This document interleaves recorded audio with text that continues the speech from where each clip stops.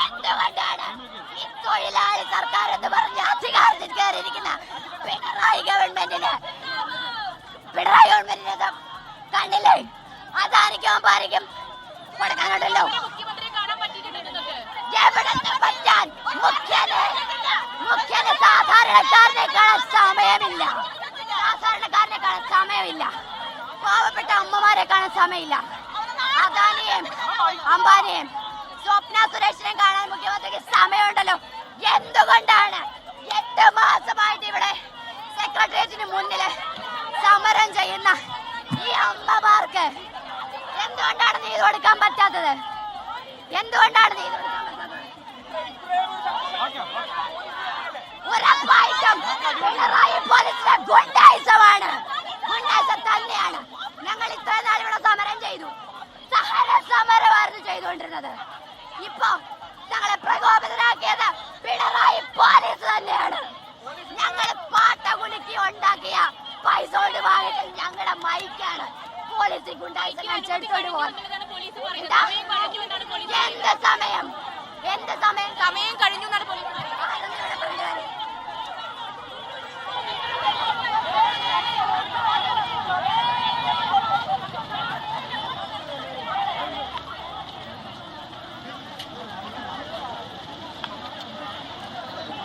Mic കസ്റ്റഡിയിലെടുത്ത് കൊണ്ടുപോകാൻ അനുവദിക്കില്ല എന്ന് പ്രഖ്യാപിച്ചുകൊണ്ടാണ് സമരക്കാരുടെ പ്രതിഷേധം ഇപ്പോൾ ഉണ്ടാകുന്നത്. ആ പോലീസ് ജീപ്പിന് മുമ്പിൽ കുത്തിയിരുന്നും കിടന്നുമാണ് ഇപ്പോൾ സമരക്കാരുടെ പ്രതിഷേധം ഉണ്ടാകുന്നത്. ഞങ്ങൾ പിരിവിട്ട് വാങ്ങിയതാണ്, ഞങ്ങൾ പിച്ചയെടുത്ത് വാങ്ങിയ മൈക്കാണ്, അത് കൊണ്ടുപോകാൻ അനുവദിക്കില്ല എന്ന് പറഞ്ഞുകൊണ്ടാണ് സമരക്കാർ അവിടെ പോലീസ് വാഹനം തടയുന്നത്. ക്യാമ്പിൽ നിന്നടക്കം കൂടുതൽ വനിതാ പോലീസുകാരെ എത്തിച്ച് ഈ പ്രവർത്തകരെ മാറ്റുന്ന, സമരക്കാരെ മാറ്റുന്ന നടപടിയിലേക്ക് പോലീസ് കടക്കുന്നുണ്ട്. തത്സമയ ദൃശ്യങ്ങളിലേക്ക് വീണ്ടും.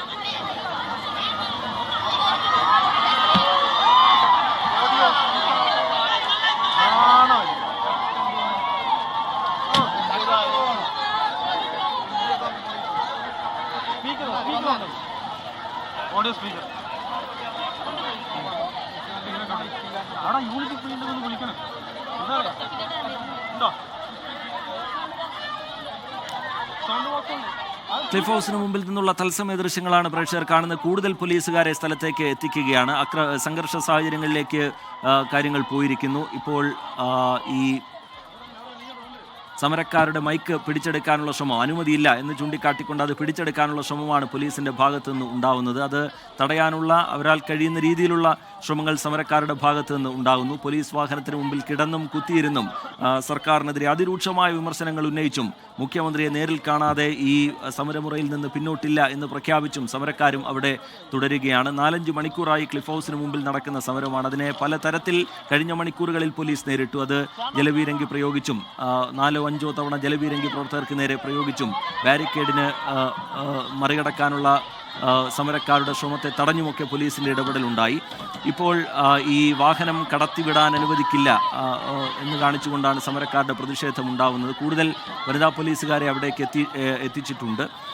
സമരക്കാരെ അവിടെ നിന്ന് മാറ്റുകയാണ്. ഈ കസ്റ്റഡിയിലെടുത്ത മൈക്കുമായി പോലീസ് വാഹനം പോകുന്നു എന്നാണ് നമ്മൾ മനസ്സിലാക്കുന്നത്. CP ജോണിനെ പോലുള്ള UDF നേതാക്കളൊക്കെ അവിടേക്ക് എത്തിയിട്ടുണ്ട്. കൂടുതൽ സംസ്ഥാനത്തിൻ്റെ വിവിധ ഭാഗങ്ങളിൽ നിന്നായി ഇന്ന് ആശാ വർക്കേഴ്സിനെ എത്തിച്ചുകൊണ്ടാണ് കൂടുതൽ വലിയൊരു സമരത്തിലേക്ക് ആശാ വർക്കേഴ്സ് ഇന്ന് കടന്നത്. കഴിഞ്ഞ 256 ദിവസമായി മുഖ്യമന്ത്രിയുടെ കൺമുമ്പിൽ തന്നെയാണ്, സെക്രട്ടേറിയറ്റിന് മുമ്പിൽ തന്നെയാണ് ആ സമരം പുരോഗമിച്ചത്, ആ സമരം നീണ്ടത്. ഇപ്പോൾ മുഖ്യമന്ത്രിയുമായി നേരിട്ട് ചർച്ച നടത്തണം. അതിനുശേഷം ഈ വിഷയത്തിൽ ഉന്നയിക്കപ്പെട്ട ആവശ്യങ്ങളിൽ പരിഹാരം വേണം എന്ന കാര്യം മുന്നോട്ട് വെച്ചുകൊണ്ടാണ് ഇപ്പോൾ ക്ലിഫ് ഹൗസിന് മുമ്പിലേക്ക് ഇന്ന് ആ സമരമുറ അവർ മാറ്റിയത്. നേരത്തെയൊക്കെ നമ്മൾ കണ്ടതാണ്, സെക്രട്ടേറിയറ്റിന് മുമ്പിൽ പലതരത്തിലുള്ള സമരരീതികൾ ആശാ വർക്കേഴ്സിൻ്റെ ഭാഗത്തു നിന്നുണ്ടായിരുന്നു. അത് മുടിമുറിച്ചുള്ള പ്രതിഷേധത്തിലേക്കടക്കം വളരെ വേദനാജനകമായ കാഴ്ചകളൊക്കെ സെക്രട്ടേറിയറ്റിന് മുമ്പിൽ അവരുടെ നിസ്സഹായത വ്യക്തമാക്കുന്ന തരത്തിലുള്ള പലതരത്തിലുള്ള സമരമുറകൾ നമ്മൾ കണ്ടിട്ടുള്ളതാണ്. ഇപ്പോൾ അല്പം കൂടി ശക്തമായ സമരമുറയിലേക്ക് അവർ കടക്കുകയാണ്. ക്ലിഫ് ഹൗസിന് മുമ്പിലേക്ക് ആ സമരം അവർ വ്യാപിപ്പിക്കുകയാണ്. ഇപ്പോഴും ഒരു സംഘർഷ സാഹചര്യം അവിടെ ഒഴിഞ്ഞിട്ടില്ല. ഈ പോലീസ് വാഹനത്തിന് മുമ്പിൽ കിടന്നുള്ള പ്രതിഷേധത്തിലേക്ക് സമരക്കാർ കടന്നിരിക്കുകയാണ്. മുഖ്യമന്ത്രിയെ കാണാതെ ഈ അവർ ഉന്നയിക്കുന്ന പ്രധാനപ്പെട്ട ആവശ്യങ്ങൾ, അത് ഓണറേറിയം വർദ്ധിപ്പിക്കുക, വിരമിക്കൽ ആനുകൂല്യം നൽകുക, അതുപോലെ പെൻഷൻ്റെ വിഷയത്തിൽ തീരുമാനമെടുക്കുക എന്നുള്ളതൊക്കെയാണ് അവർ മുന്നോട്ട് വെച്ച ആവശ്യം. അതിന് പല തലത്തിൽ പല ഘട്ടങ്ങളിലായി ചർച്ചകളൊക്കെ നടന്നിരുന്നെങ്കിലും അനുകൂലമായ ഒരു തീരുമാനവും ഉണ്ടായില്ല. കേന്ദ്രത്തെ പഴിച്ച് സംസ്ഥാന സർക്കാർ കൈയൊഴിയുന്നതും നമ്മൾ കണ്ടു. കേന്ദ്രമാണെങ്കിൽ സംസ്ഥാന സർക്കാരിനെ കുറ്റപ്പെടുത്തുന്നതുമൊക്കെ ആ സമരത്തിൻ്റെ പല ഘട്ടങ്ങളിലായി നമ്മൾ കണ്ടിട്ടുള്ളതാണ്. ഇപ്പോൾ എന്തായാലും അതിശക്തമായ സമരത്തിലേക്ക് കഴിഞ്ഞ 4-5 മണിക്കൂറായി തലസ്ഥാനത്തെ ഒരു അതിനാടകീയം എന്നൊക്കെ വിശേഷിപ്പിക്കാവുന്ന തരത്തിൽ നാടകീയ സംഭവങ്ങളാണ് അവിടെ ഉണ്ടാവുന്നത്.